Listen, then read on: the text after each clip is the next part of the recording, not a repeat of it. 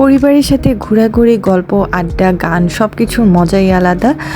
আর সেটা যদি হয় একটা বড় পরিবারের সাথে তাহলে তো কোনো কথাই নেই। প্রচুর আড্ডা এবং গল্পে, গানে মানে সবকিছু মিলে একটা হই হুল্লোড় ব্যাপার হয়ে ওঠে।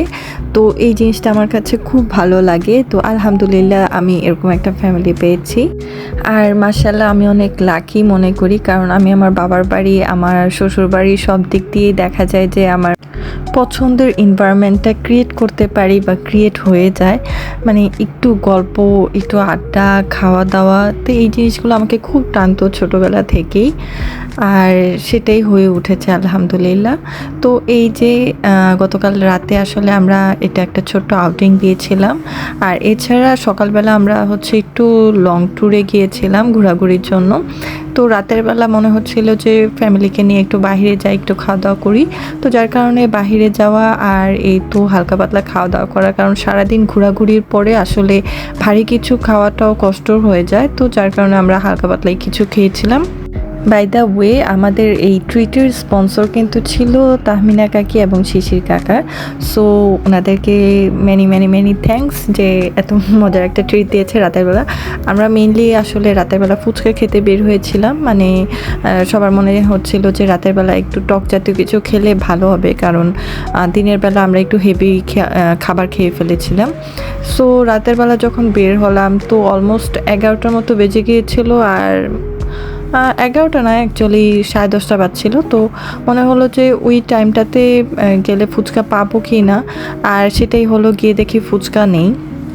তো লাস্টে দেখা গিয়েছে রেস্টুরেন্টে যাওয়ার পরে ওরা হচ্ছে অর্ডার লিমিটেড করে দিয়েছিল, যার কারণে আমাদেরকে শুধু শর্মাটাই বেশি নিতে হয়েছিল।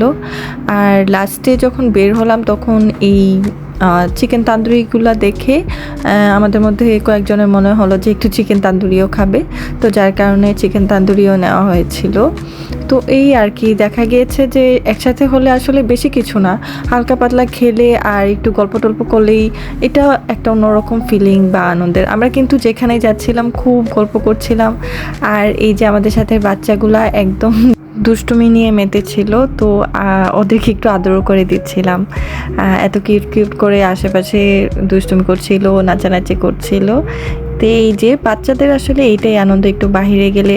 বড়রা তো গল্প করে, তো ওদের তো আর কিছু করার থাকে না, তো এটাই ওদের খেলা। আর ঢাকায় দেখা গিয়েছে বাচ্চারা এত বেরও হতে পারে না, তো একটু বের হলেই ওইটাই ওদের আনন্দ।